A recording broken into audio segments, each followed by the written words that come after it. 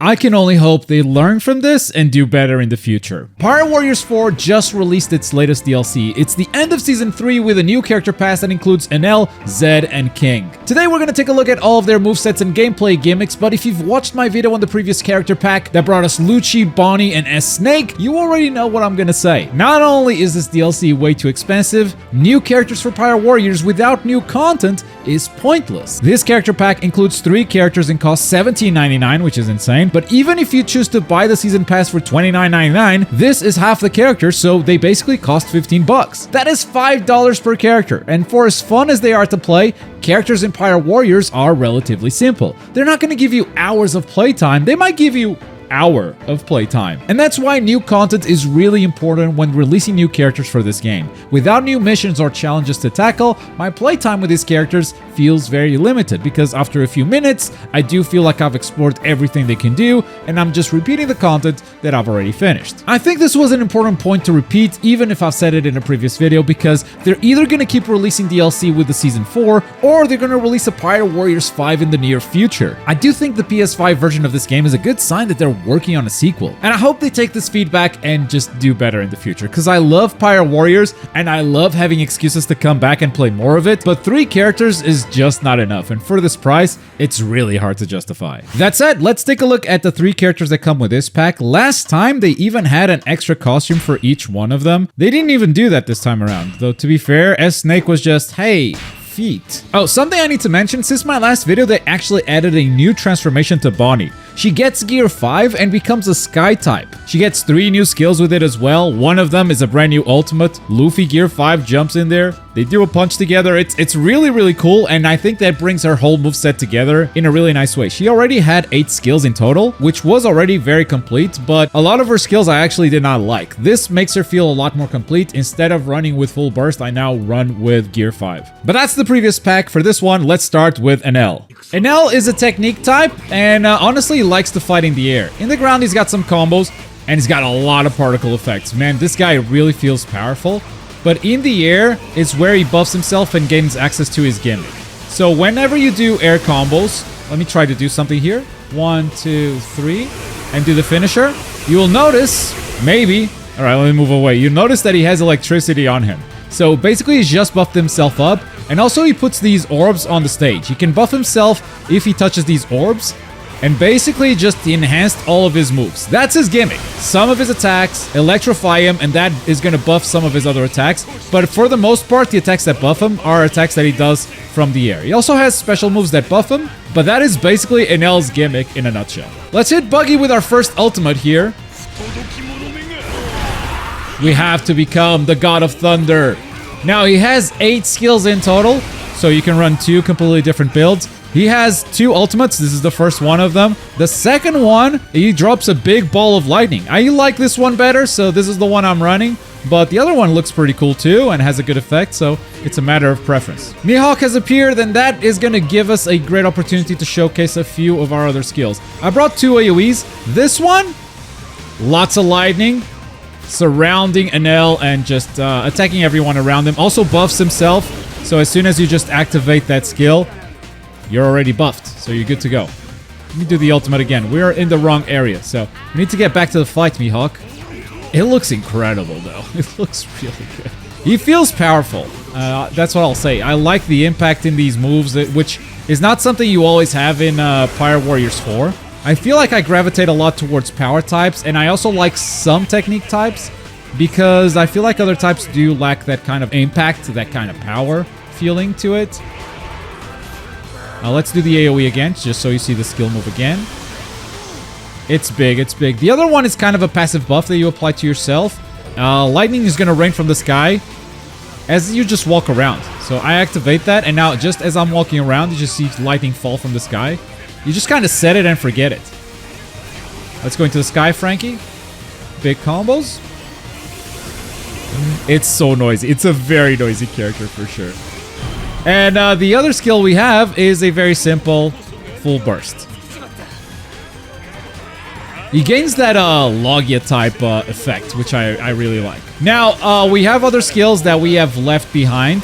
They are both true frontal attack skills. One of them, he forms his weapon into a ball and then just kicks it at the opponent. It takes a little bit too long, so I've had it interrupted a bunch of times. I'm not the biggest fan of it. And the other one is a quick lightning attack. I actually like this one a lot. And after that quick lightning attack, it just throws lightning on himself, which again will buff him, so you don't have to worry about it for a while. And the final skill we did not bring is a counterattack stance. It's very similar to all the counterattack stances in the game, except for Rayleigh. Rayleigh still has the best one. But you basically activate it, and as soon as you get attacked, he just does a quick attack on the opponent, and that's it. So yeah, for the build I chose to run today, I really like the area attacks, because this you just set it and forget it. Let's go into the sky, Luffy. I don't need to buff myself even further, but why not? Luffy is trying to get out of this, but we're quickly going to break his armor again. Yes, sir. Do the AoE. We could ult, but I don't think it's necessary. Where are you going, Luffy? Okay. Not immune to lightning now, are we? Mihawk spawns again. What the hell?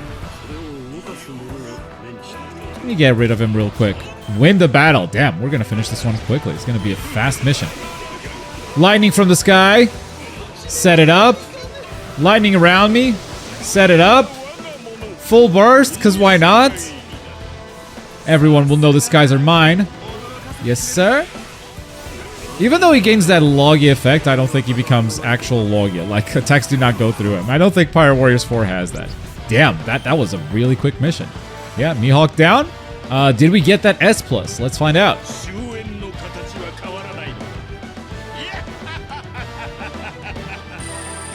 S+ enemies, S+ time. Yes, sir. There's the S+. But speaking of impact, you're not going to find better impact than Zed right here. Boom, boom, beam. Oh my god, the cleanup is insane. Zed is, of course, a power type, and his combos are just insane. Stomp, stomp, and... oh, there's just 2 stomps. He has a gimmick related to his arm, which is if you do any finisher with triangle, he's going to buff his arm, and it's going to start glowing. So the next time you press triangle, it's enhanced. It deals more damage. So yeah, you just basically hit triangle to buff your triangles, and so you can do more triangle. His combos are so good. I love it. Now, if you can't remember Zed, it's probably because he was a character in a One Piece movie that came out in 2012. Judging from my comment section, that's before many of you were born. One of his ultimates, he takes his shirt off and punches a bunch. It looks really powerful. I'm sure it references a moment in the movie that I don't remember because it was 14 years ago. But I mean, if you're gonna give me an ultimate where you just grab a Dynastone, crush it in your hand, and throw it with an explosion, yeah, I'm gonna pick that one. For sure. He's also got a tornado that he can set up. It takes a while for it to summon, so it is a bit of a setup skill. I'd rather run this setup skill where I just throw a rock into the sky and shoot it. It's gonna take a while, but those rocks are gonna start falling and exploding. And I like that a lot. You just set it and forget it. Now, they don't always fall on your opponent, which is a problem. We're hitting Vista with a few of them, and that's good, that's good. Another skill he has is this frontal blast. It's pretty simple, and it is also pretty powerful. The reason why I didn't pick it, it's because it feels kind of similar to the one I'm running right now, but the one I'm running also rushes forward. So let's say I target the leader. Why are you all the way up there, bro? Let's target him, and let's press it. It rushes forward and then explodes. So yeah, it feels a little bit similar to the one I left in the bench, but... because this one rushes forward, I do prefer it. He also has a full burst. I chose not to bring a full burst because I like his other ability. It's pretty interesting. Hey, Luffy, let me grab you, instantly break his armor, and blow you up. That feels pretty good to me. I don't know. Now, I've said it before, I do gravitate towards power types, so I like Zed a lot. He does have a big downside, which is air combos. He just does not have any combos. You can only press square in the air, which does this. That's it. He doesn't have follow-ups. He just... throws a projectile. It's pretty good, but it's just that. And if you press a strong attack, it does a dive. That's it. Those are his air options. So, pretty obvious downside, but who needs to go into the air when you can just... oh, okay. Well, you can just get hit by a tornado, I guess. 1, 2, 3, 4. Boom, boom, beam. It never gets old. It never gets old. Nami, let's focus her down. 1, 2... boom. Yes, sir. Rush her. Oh, I did not rush enough. Let's ult. Throw the Dynastone. Are we done? I think we're done. S plus enemies, S plus time. Boom, another S plus rank. King is gigantic. I don't know if it's because a lot of One Piece is spent with King right next to Kaido, but I was not expecting this dude to be so big. I knew he was big, but this is like giant levels of big, you know? Okay, full disclosure, Sky types are not my preferred types in this game at all. So let's start with an ultimate here. And I'll try to give King my, you know, my best judgments, my best thoughts without letting my hatred for Sky types get in the way. The reason why I don't like them, by the way, it's mostly because of that lack of impact we've talked about. Sky types feel a bit too flimsy, and they just, you know, they fly around, but that feels a bit floaty too. And I know it's what they're supposed to do, but I don't know. There's a gameplay feel here that I just don't vibe with too much. That said, you just saw his ultimate. He has another ultimate that is kind of similar. The animation is different, but gameplay-wise, the impact is pretty similar. So it really is down to preference of what you like. I just like this ultimate animation a lot better, so I decided to run with it. Sky types, as you would expect, love to stay in the sky. That's where they have most of their combos. And the gimmick for King has everything to do with fire. A lot of his combo finishers just spread fire across the stage. You can see all these tornadoes going around. And every enemy that those touch becomes burning. So they are burning over time with taking damage and everything. That was a weird English sentence, but I'll stick to it. Let's see the ultimate again, because it just looks great. Love it, love it, love it, love it. For his other skills, he has a full burst. I like running full burst with Sky types because that puts them permanently in the air, and that gives them access to their better combos. So that's something I'm definitely doing with King here. He also has this ability, which is a pretty straightforward punch. I like straightforward punches on Sky types that fly a bit too erratically, because that helps me ground something, you know? Just have a basis to work with. He also has this tornado.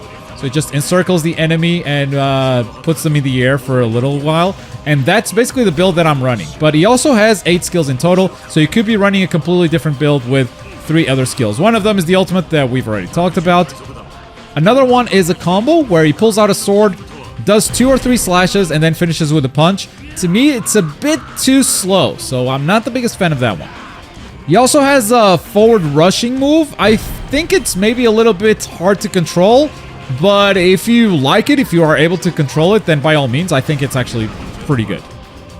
And the final skill we did not bring is kind of a bomber run, where he spreads his wings and just fires a bunch of fireballs in front of him. Now, 2 reasons why I didn't bring that one. One, it doesn't always follow bosses around. So if you're attacking a boss, the boss is not getting knocked back. So King is just going to run past them and not hit the boss at all. And second, if you just jump and hold triangle, he does this. You have your own bombing run for free. All it spends is stamina.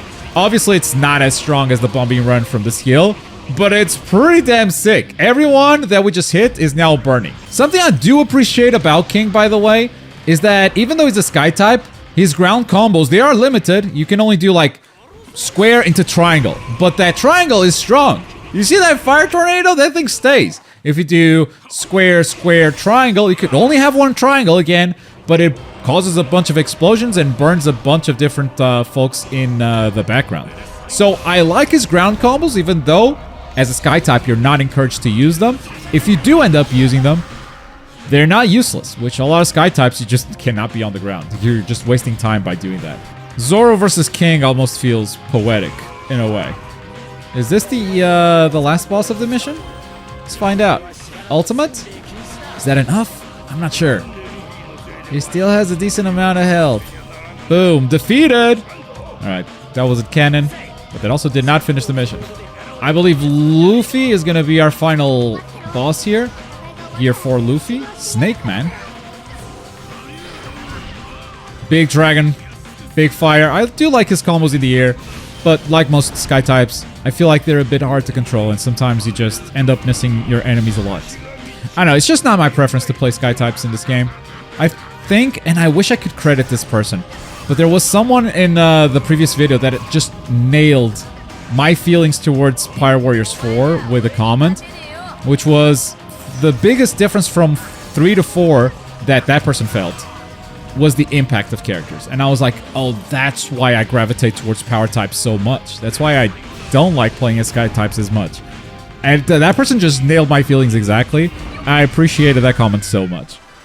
But Luffy goes down, and that brings us to the end of this DLC coverage. Ultimately, I do think they did a great job with all 3 DLC characters.